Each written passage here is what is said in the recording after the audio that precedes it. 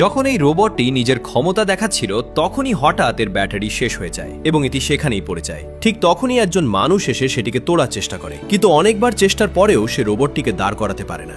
একসময় তার মনে হয় যে রোবটটি হয়তো আর কখনোই উঠবে না, তাই সে হতাশ হয়ে সেখানেই বসে পড়ে। কিন্তু তখনই হঠাৎ রোবটের মধ্যে থাকা অবশিষ্ট চার্জ সক্রিয় হয়ে ওঠে এবং রোবটটি উঠে দাঁড়ায়। এই ছেলেটি সুপারমার্কেটে যায় এবং আঙুরের একটি বক্স থেকে একটি আঙুর বের করে নেয়। এরপর সেটি নিয়ে কাউন্টারে যায় এবং বলে, এটির বিল বানিয়ে দাও।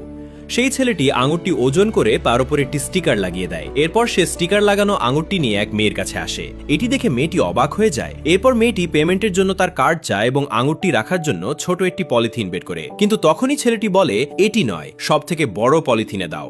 যেখানে আমরা সাধারণত বাড়ির কলামগুলো একেবারে সোজা এবং মসৃণভাবে তৈরি করি, যার ফলে দেয়ালের সাথে কলামের বাঁধন মজবুত হয় না এবং দেয়ালে ফাটল দেখা দেয়। অন্যদিকে চীনে কলামগুলোকে অনেকটা খাঁজ কাটা ডিজাইনে তৈরি করা হয়, যাতে ইটগুলো সেখানে সুন্দরভাবে সেট হতে পারে। শুধু তাই নয়, মাঝখানের কলামগুলো এভাবে খাঁজ কাটা করে বানানো হয়, যাতে ভূমিকম্পের তীব্র ঝটকায় দেয়ালগুলো টিকে থাকতে পারে।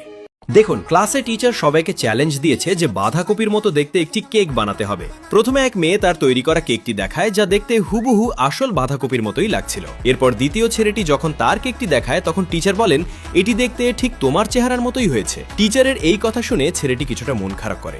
সবশেষে তৃতীয় মেয়েটি তার কেকটি দেখায়, যাকে টিচার সবার মধ্যে সেরা বলে ঘোষণা করেন।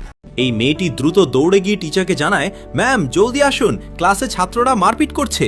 এই কথা শোনা মাত্রই টিচার দ্রুত ক্লাসের দিকে দৌড়াতে থাকেন, কিন্তু যখনই তিনি ক্লাসে পৌঁছান, বাচ্চাদের হইচই দেখে ভয় পেয়ে যান এবং দুশ্চিন্তায় তার বুক ধড়ফড় করছিল। তবে ছাত্রদের কাছে পৌঁছাতেই তিনি দেখেন সেখানে কোনো মারপিট হচ্ছে না, বরং সবাই মিলে তার জন্মদিনের সারপ্রাইজ দেওয়ার জন্য অপেক্ষা করছিল। এখানে কৃষকরা প্রতিদিন নিজেদের জীবনের সাথে লড়াই করেন। যেখানে সারা বিশ্ব বন্যা প্রতিরোধের জন্য নতুন নতুন প্রযুক্তি ব্যবহার করছে, সেখানে ইন্দোনেশিয়ার কৃষকরা নিজেদের হাতেই বাঁধ তৈরি করেন। পানির প্রচণ্ড ঢেউয়ের মধ্যে এই মানুষগুলো কাঠের খুঁটি গেড়ে একটি মজবুত কাঠামো তৈরি করেন।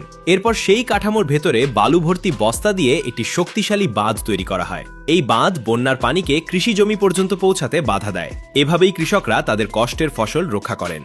আফ্রিকার এই সোনার খনিগুলোতে শত শত মানুষ লাইনে দাঁড়িয়ে এভাবেই মাটি উপরে তোলে। কিন্তু তারা কেন এমনটা করে? আসলে এই খনিগুলোর গভীর থেকে যে লাল মাটি তোলা হয়, তার ভেতরে সোনার ছোট ছোট কণা থাকে, যা খালি চোখে সহজে দেখা যায় না। মেশিন ছাড়া হাতে মাটি তোলার কারণ হলো সোনার স্তরটি যেন কোনোভাবেই নষ্ট না হয়। এরপর এই মাটি পানি দিয়ে ধোয়া হয়, ফলে ভারী সোনার কণাগুলো নিচে জমা হয়। অবাক করার বিষয় হলো, এখানে শ্রমিকরা নিয়মিত কোনো মজুরি পায় না। যেদিন তারা খনিতে সোনা খুঁজে পায়, সেই একদিনের আয় দিয়েই তাদের কয়েক বছরের টাকা হয়ে যায়। এখানে কৃষকরা প্রতিদিন নিজেদের জীবনের সাথে লড়াই করেন।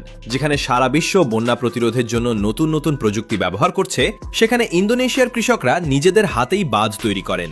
পানির প্রচণ্ড ঢেউয়ের মধ্যে এই মানুষগুলো কাঠের খুঁটি গেড়ে একটি মজবুত কাঠামো তৈরি করেন। এরপর সেই কাঠামোর ভেতরে বালু ভর্তি বস্তা দিয়ে একটি শক্তিশালী বাঁধ তৈরি করা হয়। এই বাঁধ বন্যার পানিকে কৃষি জমি পর্যন্ত পৌঁছাতে বাধা দেয়। এভাবেই কৃষকরা তাদের কষ্টের ফসল রক্ষা করেন।